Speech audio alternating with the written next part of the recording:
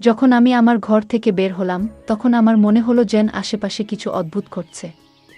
হঠাৎ করে আমি দেখলাম পাশের ঘরে থেকে কিছু অদ্ভুত আওয়াজ আসছে। আমি সেই আওয়াজগুলো মনোযোগ দিয়ে শুনতে চেষ্টা করলাম। এরপর আমি আস্তে করে দরজার কাছে গিয়ে দাঁড়ালাম এবং কান পেতে শুনতে লাগলাম। হঠাৎ আমি মায়ের গলার শব্দ শুনতে পেলাম। আমার মনে হলো এখানে কিছু একটা ঠিক নেই। আমি ভাবলাম ভেতরে ঠিক কি হচ্ছে সেটা দেখা দরকার। কিন্তু সমস্যা হলো ঘরের দরজা ভেতর থেকে বন্ধ ছিল এবং ঘরে কোনো জানালাও ছিল না। তখন আমার মাথায় একটি বুদ্ধি এলো। আমি আস্তে করে এক চোখ বন্ধ করলাম এবং তালার চাবির ছিদ্র দিয়ে ভেতরে দেখার চেষ্টা করলাম। আমি যা দেখলাম তা আমাকে স্তম্ভিত করে দিল। আমি লক্ষ্য করলাম মা এবং চাচা একসাথে এমন কিছু করছেন যা আমার ধারণার বাইরে ছিল। তারা খুব কাছাকাছি বসেছিলেন, যেন কোনো গোপনীয় বিষয় আলোচনা করছেন। মায়ের চোখে অদ্ভুত এক মায়া আর চাচার মুখে একরকম দুষ্টু হাসি ছিল। এই দৃশ্য দেখে আমার হৃদয় ভারী হয়ে উঠল। আমি ভেতরে ভেতরে অস্বস্তি অনুভব করছিলাম। মায়ের এই রূপ আমি আগে কখনো দেখিনি। আমার মনে হতে লাগলো এরকম কিছু তো আমি কখনো ভাবিনি। কিন্তু কেন জানি না, আমার মনে তখন এক অদ্ভুত অনুভূতি হচ্ছিল। ভেতরে যেন একটা অস্বস্তি কাজ করছিল। এরপর আমার মাথায় এক নতুন চিন্তা এলো। চাচার প্রতি মায়ের আচরণ আমাকে গভীরভাবে নাড়া দিয়েছিল। আমিও তো একদিন চাচার সাথে কিছুটা সময় কাটাতে পারি। এক অদ্ভুত উত্তেজনা আমার হৃদয় ছুঁয়ে গেল। নিজেকে প্রমাণ করার জন্য আমারও তো সুযোগ আসতে পারে। আমি ভেতরে ভেতরে ভাবতে লাগলাম কিভাবে এই কাজটা আমি করব, একদিকে ভয় আর অন্যদিকে অজানা ভাবনা। এই দ্বিধার মাঝে আমি ধীরে ধীরে নিজের পরিকল্পনা তৈরি করতে থাকলাম। গল্পের মজা উপভোগ করুন এবং শুনতে থাকুন আমাদের বাংলা অডিও স্টোরি চ্যানেল। বন্ধুরা, যদি এখনও আমাদের চ্যানেল সাবস্ক্রাইব না করে থাকেন তাহলে দয়া করে এখনই সাবস্ক্রাইব করে নিন। আজ আমি আপনাদের নিজের গল্প বলবো। আমার নাম রাগিনী। আমরা শহরে থাকি। আমাদের ছোট্ট পরিবারে আমি আর আমার মা একসাথে থাকি। তবে 2 বছর আগেও আমাদের পরিবারের অংশ ছিলেন আমার বাবা।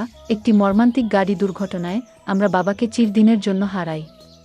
বাবার মৃত্যুর খবর শুনে তার খুব ঘনিষ্ঠ বন্ধু মনোজ চাচা আমাদের দেখতে আসেন। কিছুদিন আমাদের সঙ্গে থেকেও যান। তবে জরুরি কাজের কারণে তাকে ফিরে যেতে হয়। যাওয়ার আগে তিনি আমাদের প্রতিশ্রুতি দিয়েছিলেন যে তিনি সবসময় আমাদের পাশে থাকবেন। আমার বাবার মৃত্যুর পর মনোজ চাচাই ছিলেন একমাত্র ব্যক্তি যিনি আমাদের পরিবারের সঙ্গে গভীরভাবে জড়িয়েছিলেন। ছোটবেলা থেকেই তিনি আমাদের বাড়িতে আসতেন। বাবা মায়ের খুব কাছের বন্ধু ছিলেন।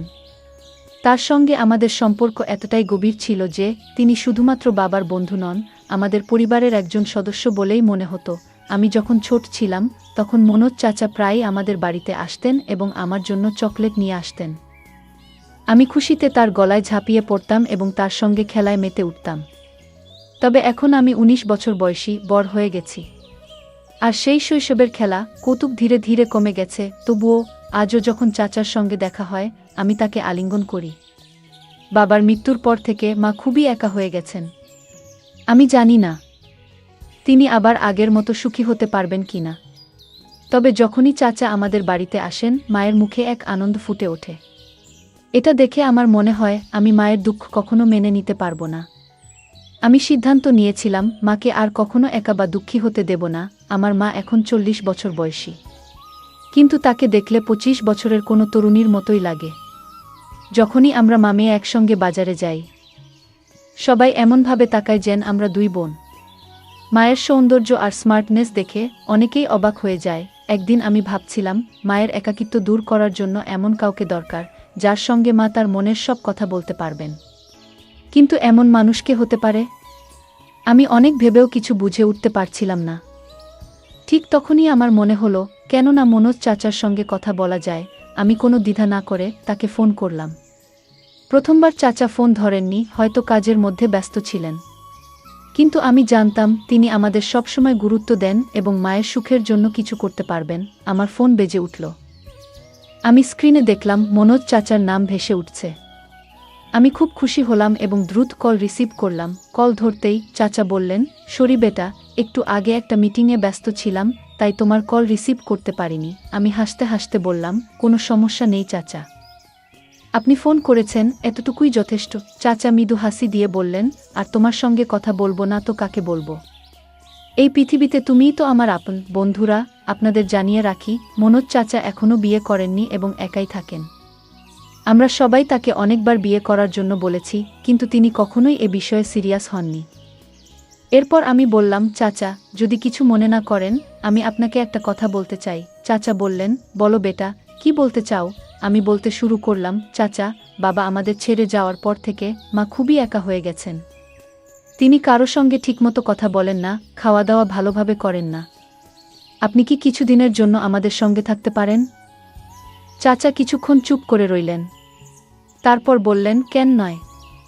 আমি যেমন আমার বাড়ি থেকে অফিস যাই, তেমন তোমাদের বাড়ি থেকেও যেতে পারবো। এটা বলার কি আছে? আমি আনন্দে অভিভূত হয়ে ফোনটা রেখে দিলাম।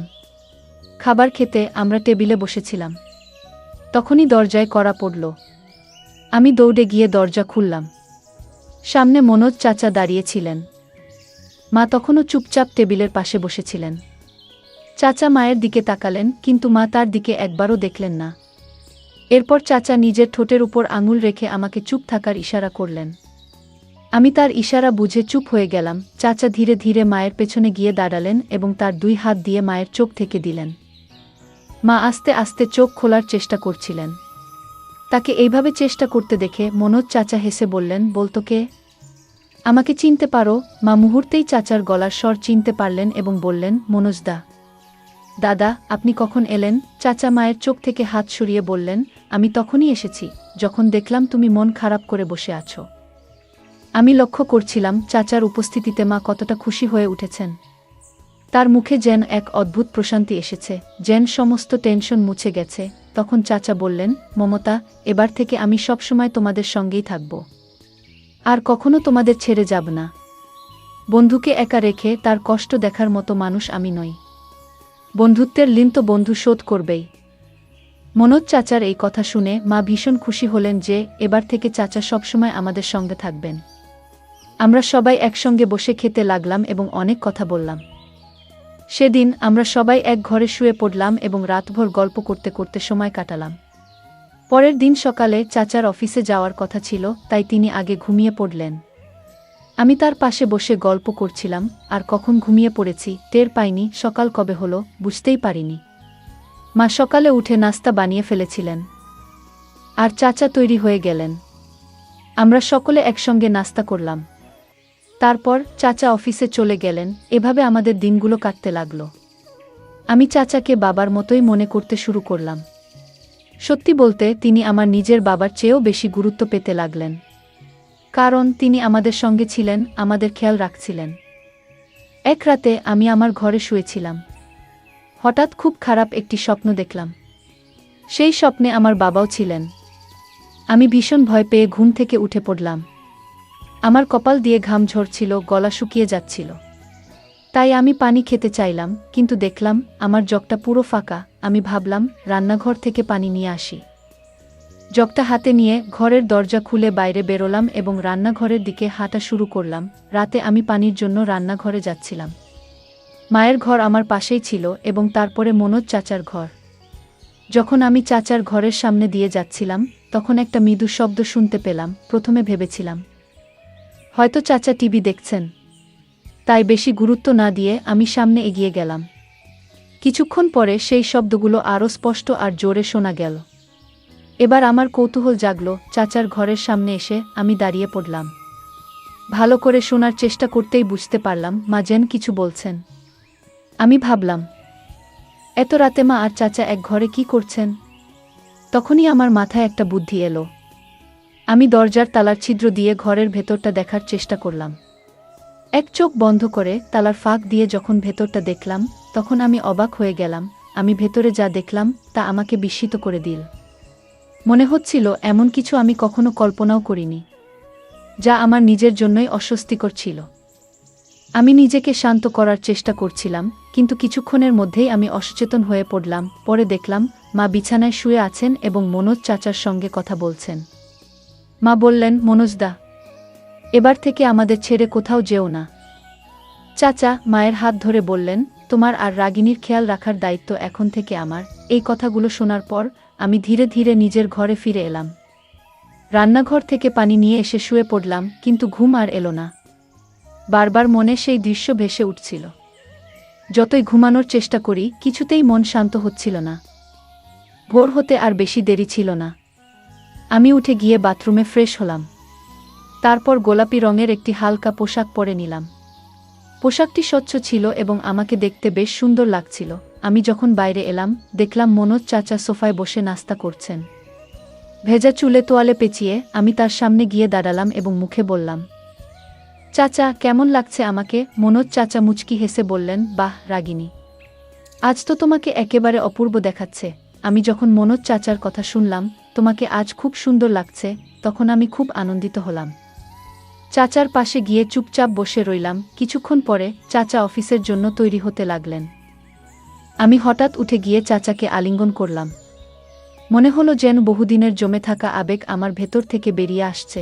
চাচার শরীরটা মুহূর্তের জন্য কেঁপে উঠল, আর তার মুখে এক অদ্ভুত অস্বস্তির ছাপ ফুটে উঠল। সেই ছাপটা যেন মনের গভীরে লুকানো কোনো দুঃখ কিংবা অপরাধবোধের প্রকাশ। আমার চোখ ভিজে উঠছিল, যেন আমার ভালোবাসা আর মনের কষ্ট তাকে জানিয়ে দিতে চাইছিলাম। কিন্তু এটা তো কেবল গল্পের শুরু। বন্ধুরা, যদি এই গল্পটি ভালো লেগে থাকে তাহলে দয়া করে ভিডিওটি লাইক করুন এবং আমাদের চ্যানেলটি সাবস্ক্রাইব করুন। পাশে থাকা বেল আইকনটি প্রেস করুন যাতে করে আমরা যখনই নতুন ভিডিও আপলোড করি তার নোটিফিকেশন সবার আগে আপনার কাছে পৌঁছে যায়। ধন্যবাদ। দেখা হবে আমাদের পরবর্তী ভিডিওতে।